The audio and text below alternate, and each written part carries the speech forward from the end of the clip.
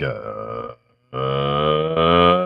morning, Service Lines community. How y'all doing today? Freestyle Friday. Miss Ward, what's up? What up? What up? What up? What up, man? Hey, glad to make it to Friday, man. You better believe it. Glad to make it to Friday. Good morning, EJ.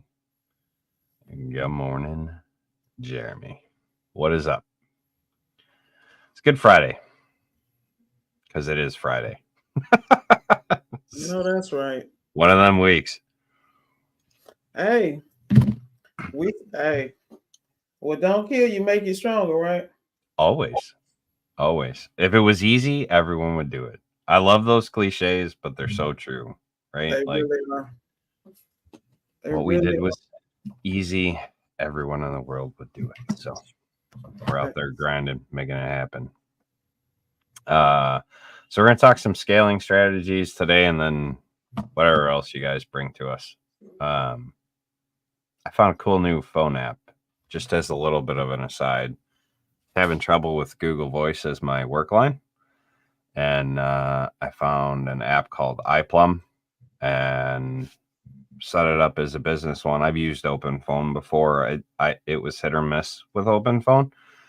So far, iPlum like blows everything else out of the water. Like, love it. It's been fantastic. So we'll see. We'll see if that keeps up. But just little something out there for you if you're trying to keep a second line on your phone so your customers are not blowing up your personal all the time. iPlum. Check it out. So, want to pray us up and then we'll just sure. How do you spell iPlum for the people that so they know? literally I, like the letter I, and then plum. Little play on iPhone, apparently. Got it. Got it. Oh. All right. I don't know if it's iPhone only or if it's Android, but there is a desktop version, and then it does allow the phone trees and everything else that you could do with OpenPhone and some of the other ones. So anyway, pray us up. Lord, thank you again for allowing us to make it through the week. Lord, thank you for giving us the great ability to see what's before us and to prepare. Lord, thank you for giving us the ability to survive the ups and downs and to come out winning every time. Lord, thank you for allowing us to order our steps and our choices in a way that serves you, our industry, our business, and our fellow business owners and technicians. Lord, thank you for covering us this weekend, covering the whole country through these storms and trials and tribulations. Lord, thank you for allowing us to get up this morning once again to serve you in all that we do. Amen. Amen. So we're going to start off with some scaling strategies, talking about scaling. I want to start off with this because it's been on my mind. I see a lot of guys going through it. I'm working with a company that this is the way. Horsepower. If you're growing your company by sheer will and just work harder, you're doing it wrong. Like it's an exhausting way to go. And I love Simon Sinek. Who, not how. Stop focusing on how the heck am I going to grow this company? How the heck am I going to train these? How am I going to pay it?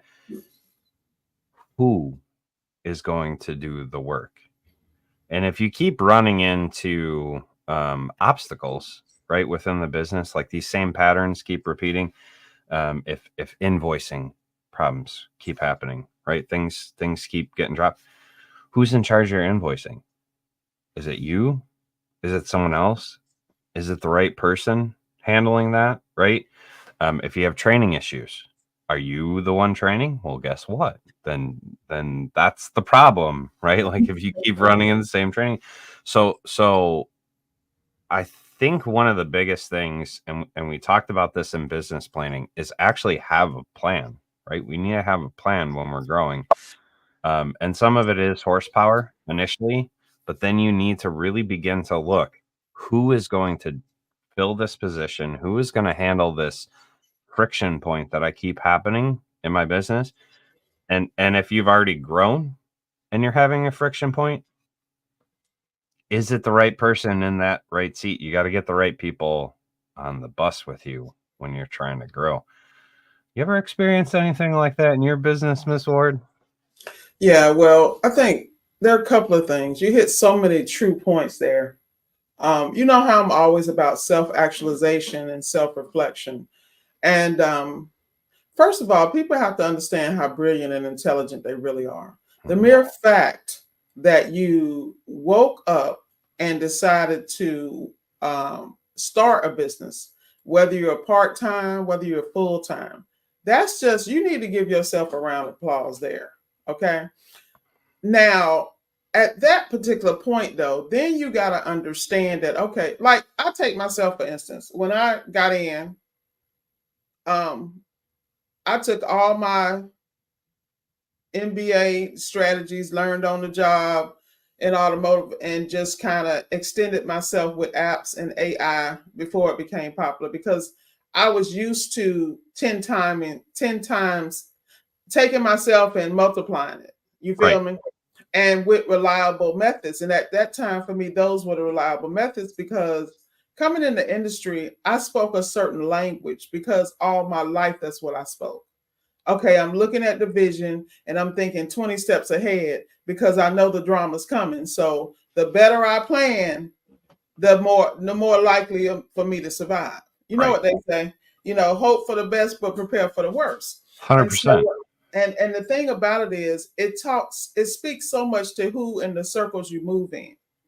See, when you're moving in circles with people who are constantly growing and pushing themselves to be better, they bring ideas, you bring ideas, and then everybody grows.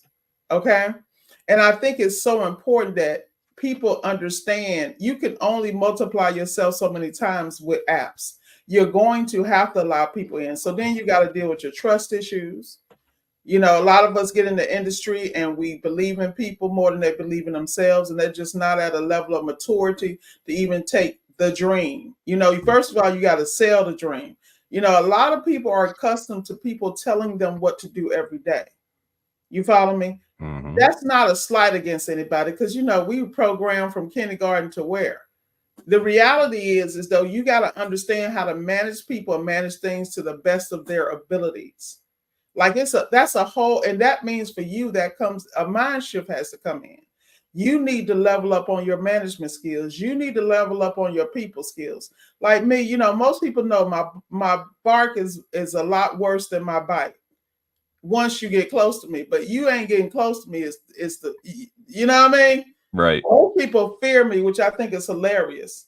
I just show up authentically as I am, straight, no chaser, because then I ain't got to deal with the drama. You don't have to guess how I feel about you. And then if you want to know why I feel that way, just ask me and be ready for the answer. Right. Just like I expect people to do, you're a little rough around the edges. I don't really care. You know what I'm saying? Because at the end of the day, Miss Ward is on a mission to be the best possible me. While I Right. was in the gym last night at midnight, that's why I got up this morning, took care of my garden. Like there are choices you make in life. And Right. so when you're trying to scale a business, you got to look in that mirror and understand these are my weak points. How do I find someone better at accounting that's not going to embezzle and get my ass? Okay. Mhm. How am I going to find somebody who has a pleasant disposition to answer my phones and kiss my customers' asses where needed? Because You it feel ain't this guy. me? Me? Like these are real conversations, and then you got to understand. Stop being greedy. What I can't stand is when people don't pay people. See, I'm going to Right. pay you, but I'm going to expect a certain level of excellence. I'm the Right. type of person I just ask you what you want. Don't get mad if you undersell yourself. I watch people undersell themselves all the time, and I might pay them more money. Right. But then you got to realize when you did, man, I got so many stories around that because remember when I came in the industry, I would outsource all my sales systems, and so I came to the table paying people $350 to $500 a job. And people couldn't understand, how could she pay that? Well, I'm a businesswoman, so I've already priced my parts. My relationship with the customer is golden. My clientele is in the top 5%, and they have discretionary income, and they're business owners or thinkers like me, where my stuff costs $10,000, my stuff costs $15,000, $30,000. So in my mind, if it's $30,000, 25% of that belong to repairs at some point. Mm-hmm. You gotta understand, but if you don't have a 360 view, like I was talking on my video, I was talking about one of the biggest things that I have to get people to understand is price accordingly, but also have the skill to back that price up. You can't act confident because you really don't know what you're doing. You guessing. You know what I'm saying? Throw something at the wall and see if it sticks. Oh, YouTube said this worked, but then you don't understand theory of nothing. Well, and I think one of the things as business owners that's the hardest thing to grasp is you cannot replicate yourself entirely. You got to be okay with 80%, right? Because 80% of you is still 100% of you not having to do that, right? And so buy back your time. It confirmed what I know to be true, what I've experienced, and then to hear him go, listen, you got to be okay with 80%. Like, you literally just, if they can do the job at 80% of what you would, and you can still be out there doing the part of the job that you love, it's 100% you not doing the thing that you don't enjoy doing, right? And so many of us as business owners, like, we look at the wrong thing. So when I have a business owner that really enjoys being a technician, cool. Who's going to manage the staff though? Right? If you can oversee the business as it is, and you put managers in place, and you love being the technician, rock out with your bad self. But make sure that you have the right people in the right positions to manage the other pieces of the business so you can go out there and do it. If you're a creative and you just love like doing your social media posts as a business owner, but you really hate answering the phone, you really hate doing the technical work, who are you putting into those positions to do the work that you don't enjoy doing? It doesn't mean that you just curl up in your office and you're like, I'm going to sit here and do paperwork all day. I'll tell you what, that does not light me up. If I had to sit in the office and do that crap all day long, I would lose my dang mind. But if I could go walk around an office and work on leadership and have some discussions and conversations with people about, like, why'd we do this? Why'd we instruct this way?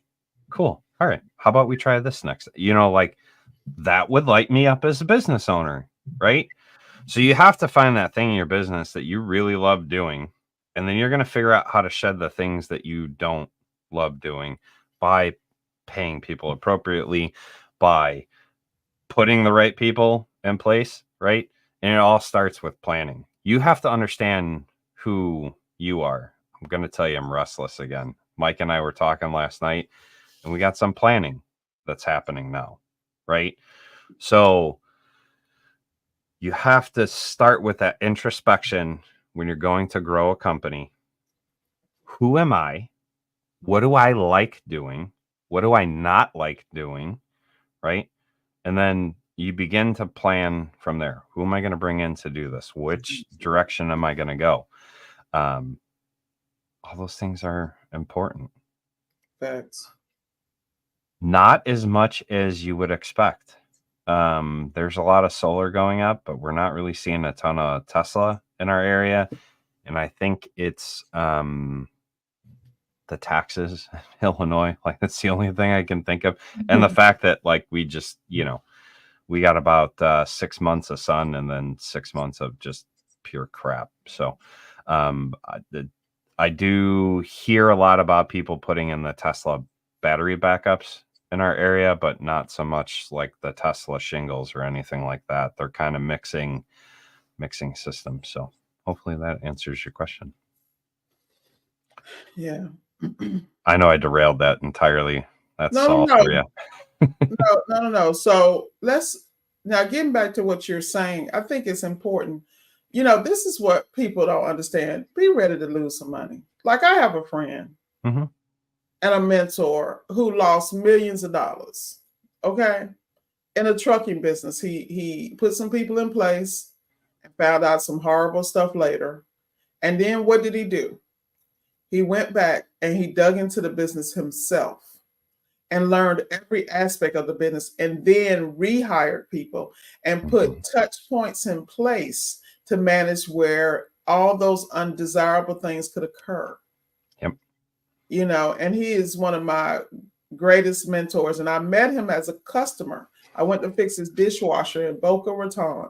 And when I first met this dude, he had like 3 trucks with Amazon. So, he a hustler. My Jewish brother getting the bag because, he got that business. He has mastered getting the business to make money and cash flow. So he had 3 trucks. Next time I had to go back and fix the refrigerator, he had 10 trucks with Amazon. And I'm betting driving the truck didn't light him up. Yeah, he wasn't driving no trucks. But he had to put his hand on it to understand, okay, exactly. Yeah, cool, this is what it takes to do this. All right, this is the kind of person that I need to find. There you go. Because the biggest the issue back then people always had, and even today, is drivers. So even to this day, I think he recently sold the company. But this is what I'm talking about, systems. This guy was so precise. He got in the game, understood payroll, understood how to develop relationships with Amazon and Lowe's. And then he got the perfect drivers. He put people in place. And let me tell you what Amazon did. Amazon came to him and gave him 10 more trucks worth $1.5 million because he did such a great job doing all those scheduled pickups and all that type in their system. So he mastered that system, made it work for him, took ownership of the system, and they invested in him. And I think he recently sold the company for like 80 some. What's that EPIDA thing people always talk about when they sell? Oh yeah, it's percentage above and beyond what the. And then on top of that, this guy explained to me about partnerships because in trucking, you got to have that medical piece. So he had a business partner or associate that had a major trucking company. So they let him come in with them, and he got all his people to go through the medical. As far as like I said, it's all about relationships. But you got to be humble enough to understand you don't know everything, and then you got to be respectful enough to learn and absorb. And you got to be willing to change. Like right now, it just kills me because we in America, and I'm gonna just say it, we so damn stubborn, trifling, and spoiled over here. Like we think we know everything. You get on the board on the internet and want to be a keyboard gangster, but you ain't really. You're living in your mama basement. Like it's a whole situation here. And people don't understand we're in a time and a place, like I've always said, appliance repair right now is still a low barrier to entry. And that you can come in and be a superstar and do what you need to do. And then fine tune, drill down, what I always say, 1 mile deep, 1 inch wide, and really get specialties in place that will feed your family for years to come. I'm going to tell you, and I'm done. I have a friend called Tamika Reed, makes over $1 million a year. She's in IT, okay, for 20 years. She's got a channel called Women in Linux. And one thing she always talks about is number 1, being a Swiss Army knife, having enough talent in your areas of expertise so that you can command top dollar and that you will eat and do not. And she said, constantly upgrade your skills so you can eat for decades. Brilliant woman. Brilliant. Yeah. Well, and I mean, I've bounced around. I've done a bunch of jobs, right? Like I have a unique understanding of the way different things work. And so I love that. Be a Swiss Army knife. Now, part of that is to help narrow down like what you actually enjoy doing. So in Buy Back Your Time, he talks about Oprah, and like she has figured out in the years what she actually enjoys doing in her business. And she spends about 2 to 3 hours on that every day. That's it. 2 to 3 hours. And then everything else is getting better at what she does, is growing herself, is getting physically better, is getting mentally better, is getting relationships stronger and built up, right? And so it's all about beginning to collect these skills, understand which ones you're good at. And the biggest one that you have to get good at if you're a business owner is identifying what skill sets other people have and how to properly apply them, right? And so when we're trying to scale a business, we have to be really good at paying attention to who people are and what they are good at, right? Because it's not so much, the who, not how, right? Like it's all going to get done. The how doesn't matter as much as who's doing it, because the right who is going to take care of the how.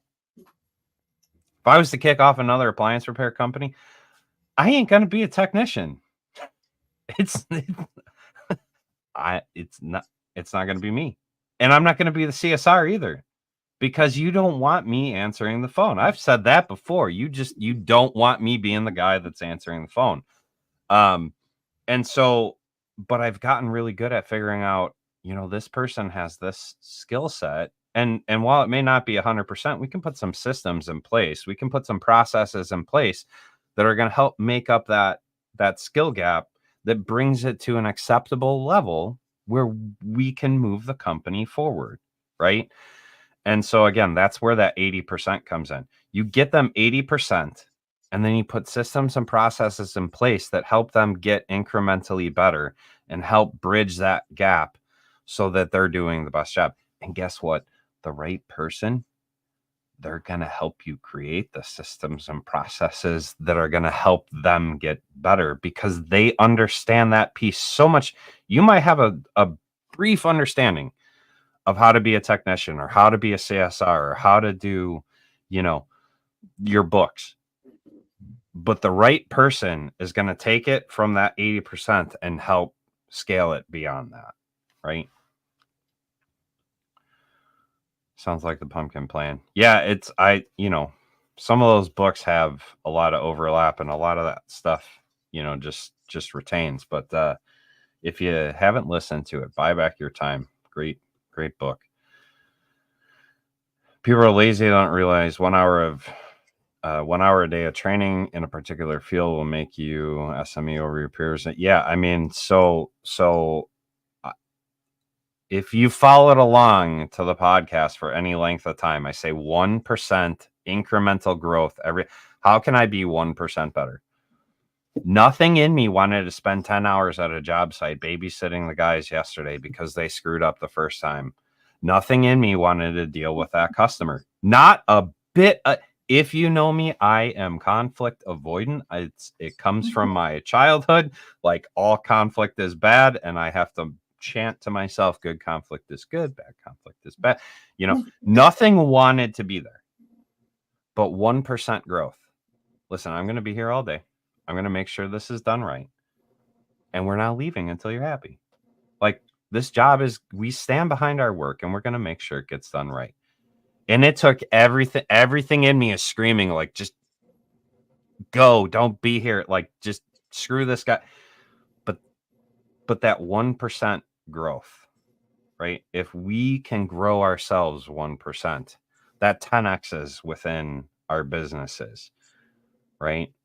1% in us creates huge returns on the back end in our business. So yeah, just 15 minutes a day of exercise, 20 minutes a day of exercise, half an hour of reading every day. Then you're getting 1% better every single day.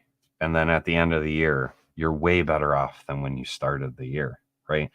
And that's why from 2 years ago, almost 3, when I shut down my business, right, to now, there's been an incremental growth, because I have spent so much time focusing on how do I get better at these things that I saw. It took a lot of looking back and going, man, I didn't enjoy that. I wasn't good at that. Total dickhead there. you know, it took a lot of looking back at myself and a lot of mentors surrounding me and masterminds and friends that would help, and then figuring out how to get better each day, little bit at a time at that. Want to grow and scale a business? It starts with personal development. You have to get better, not necessarily so you can do the work, but so you understand how to lead, so you understand how to put people in place. Start with personal development. Start with that introspection and figuring out what you enjoy, what you don't enjoy, what you're really good at, what you're not really good at, right? Like you just have to start there. There you go. There's the math. No one ever said I was good at math, so thank you, Saul, for bringing that up. What else we got before we close it out? Yeah, well, you know, if anybody has any questions, this is a great time to drop them in the chat. You know, a lot of times, oh, I want to talk to Miss Ward. I wonder this, I wonder that. This is your opportunity, honey. Don't miss it. Yeah. Don't miss it. I'll take a second here, plug servicealliancegroup.com. We have a mastermind coming up next month. We've been doing the mastermind series all along, and currently we have a small group that participated in the last mastermind that are in a WhatsApp chat, and we are walking through the steps of business planning. I assigned them some homework. I assigned 3 steps before we go to grow a business. I gave them 2 steps that even come before we're trying to business plan, right?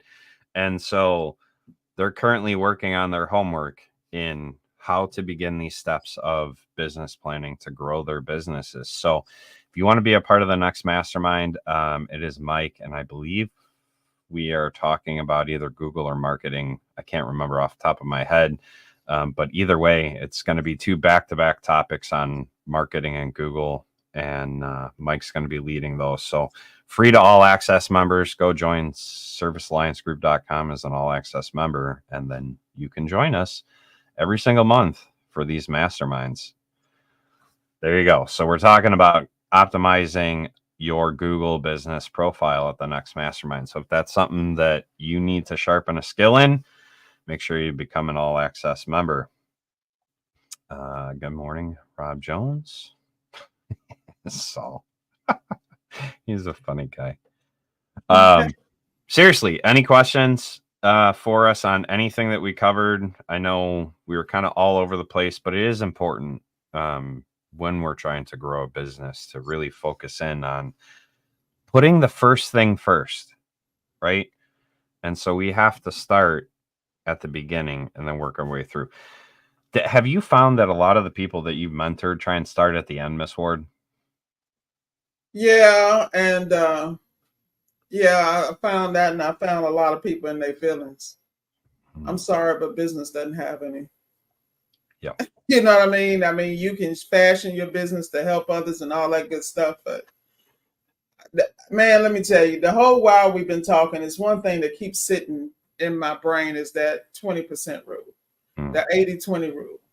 And I think that a lot of people, if they just take a moment to sit back and see what is only 20% of something you do that brings you your bag. If you could focus on that 20% and stay in the moment, it would be great. You know? Yeah. But that's all I got for you, man. I love it. Yeah.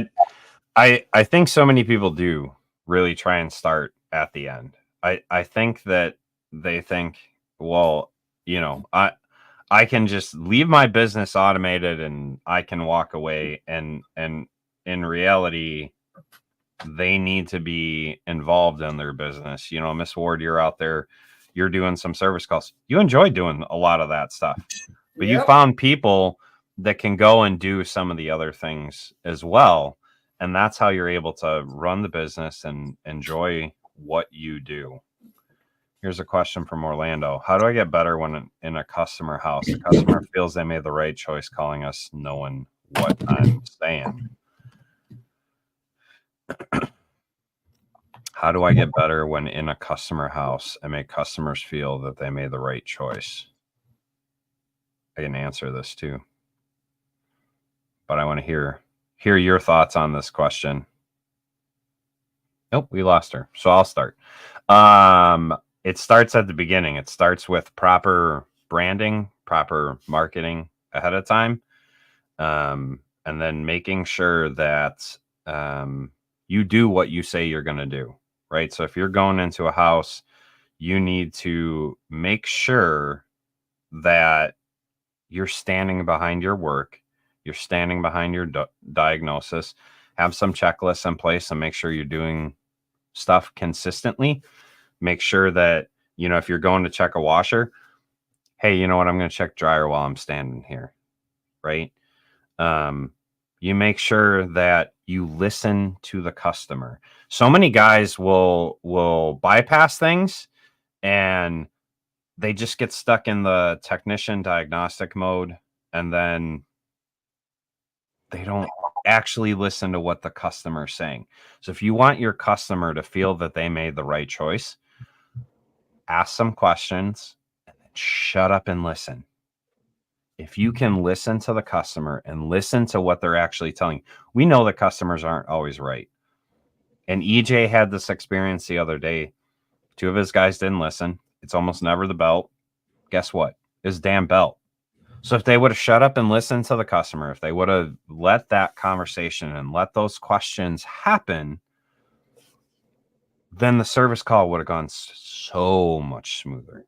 And what it took in the end is EJ shut up and he asked some questions and he listened to what the customer said, and the customer turned out to be right this time. It's not always the case, but if you learn how to ask good questions and you learn how to listen to the customer, they're going to understand that they made the right choice. So do you want to Yeah, I just want to respond to that quickly. Me and Cox over here fighting. Cox, what do they call it? internet, Yeah, yeah. among other things. But I think that, first of all, you got to be comfortable in you.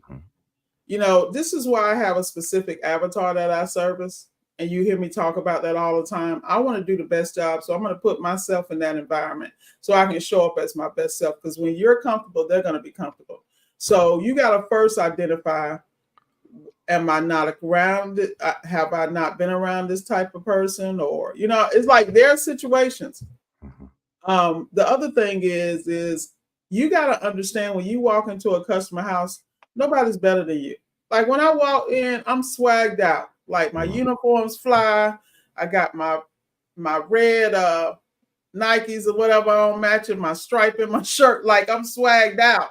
And my confidence level is crazy. So when I roll in, I know you ain't never seen nothing like this, but hey, you gonna see them today. And then we sit down and we have conversations because among people, we all have common threads.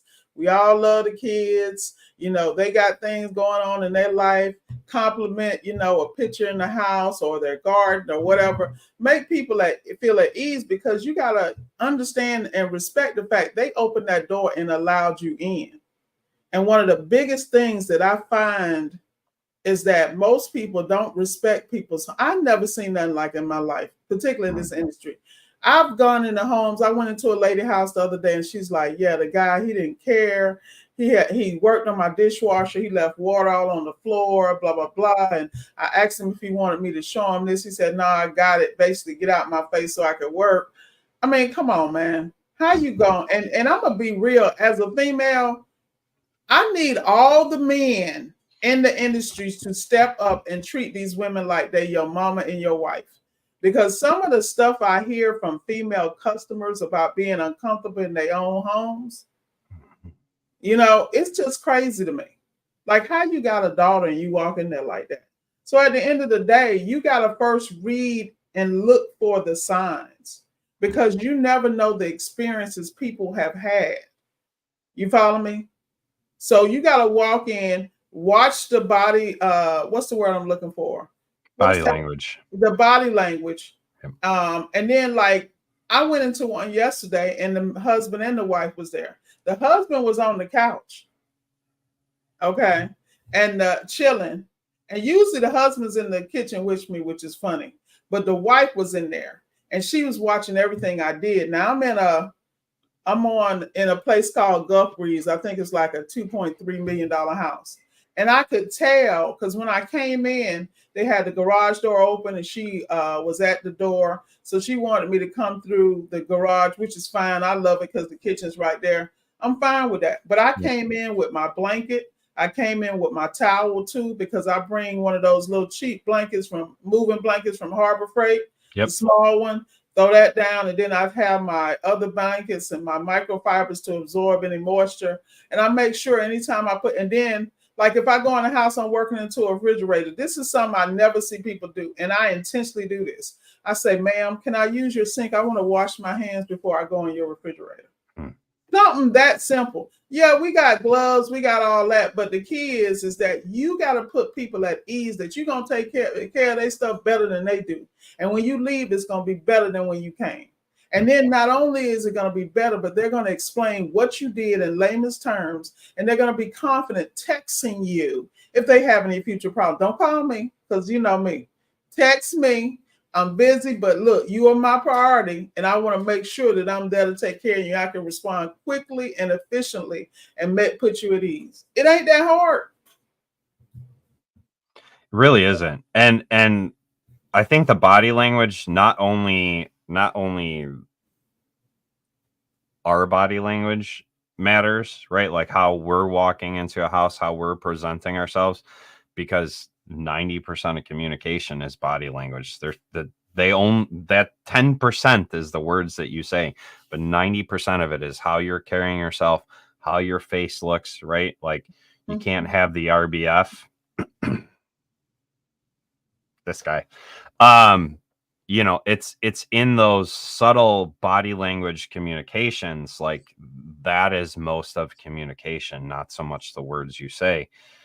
And the words you say should be more asking questions, because if you're asking them questions and you're trying to really truly I always started with, listen, I know what my CSR wrote down, I know what's in the system, but I want to hear you tell me what's going on. Like stuff gets lost in translation. So I want to hear from you. I really want to understand what issue we're having today. And then I shut up and I listen to what they're saying. And I might ask a couple more questions, right? To really get on the same page with them, because it's their equipment. They're using it every day. They know how it works. That was the best piece of advice I got when I took over the business. My mentor said, listen, these ladies know how to use their machines and they know when something's not right. And they're going to communicate things to you if you shut up and listen. If you ask the questions and then you shut up and listen, you're going to find out a lot of what you need to know. Stop thinking like a technician and start thinking like a human being, and you're going to see your success take off, right? Small things like washing your hands, putting out the blankets, like all that stuff, that does matter. It does matter. People want to know that you care about them. And sometimes it's these little ways that help people understand that you actually care about them and you're not like everyone else that's running around and just running into their home, right? Hey, did you see Rob's comment up at the top there? This Robert one. Jones? Things not to do to come soon. Him and I have been talking about doing that podcast because we both have the lumps from that one. Yeah, And then this one, always remember each customer it's different. Yep. Yeah. They're different. Each customer is different. Well, you have your process. You got to be flexible with your practices to accommodate the customers. It always needs to start with asking questions. Like you cannot skip that step. And then it needs to follow with listening to what the customer says. Those are two steps that are non-negotiable. You have to ask questions and you have to listen to the customer. And then each service call is going to go a lot better than you ever thought it could. So, yeah. And I just wanted to wrap up that one I was talking about with the lady that had me come through the garage. That lady sat there and watched me like a hawk. 4 techs had been there before because the ice maker wasn't working. It was a Kenmore made by Whirlpool side by side. Now, those who are seasoned, we all know about the harness that breaks. So the first thing I did was I opened the door, checked the temp, checked the little light, the little blinking light on the inside. And then I went down and she was looking at me cross-eyed because, of course, I pulled the bottom panel the 2 screws and looked at the, that famous harness. And of course, that's what the issue was. Now, I pretty much knew where it was, but we don't go in and bang, bang and get in and get out and hit them in the head with a bill. We go in like professional, seasoned, and confident. And while we're doing it, any questions we explain. And then I explained to her, I said, this is a common issue. I said, this is a Kenmore product, but this happens to be one manufactured by Whirlpool. You can check on YouTube. This is an issue that they have. And see, with me, I'm one of them people, I don't repair that harness. I look at people like they're crazy. I'm doing the door. If they don't make the door, get a new one. I don't do recalls.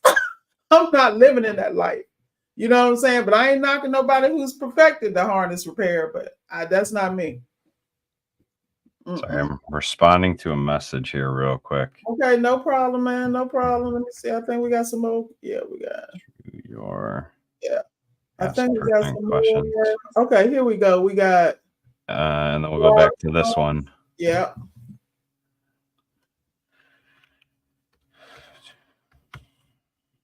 Yeah. Wow, I can't type today. I got it. 4 C's. Go back to Rob. Huge win. Yep. 4 C's, Rob Jones. Great. 4 C's of customer service: compliment, consistency, competence, and compassion. Amen, bro. All day. 100%. Brandon Benton. Yeah, that's the one that I was responding to in message. Well, that's it. Like, we gave you some extra value today. We took a little extra time with you guys. Thank you for tuning in. TK's on a longer sabbatical, which is awesome. He is taking the time to work on himself. To understand what is going on, where his strengths, where his weaknesses are. He's doing that introspection. And to do that, he's had to take a step back temporarily. So you're going to be seeing EJ and I on with Miss Ward on Fridays. We'll be rotating back and forth. Sometimes you might get all 3 of us. You never know what's going to happen on a Friday morning. You never know what's going to happen on a Friday morning. But we are going to be here every single week. On Monday, Doug and I are coming back. Make sure you tune in right at 7 o'clock Central Time, 8 o'clock Eastern, and we're going to be here dropping knowledge just like we do every single week. Have a good weekend, guys. Get out there, take care of your customers today, ask good questions, and really show them that you care by listening to them. We'll see you next time on The Morning Grind, guys.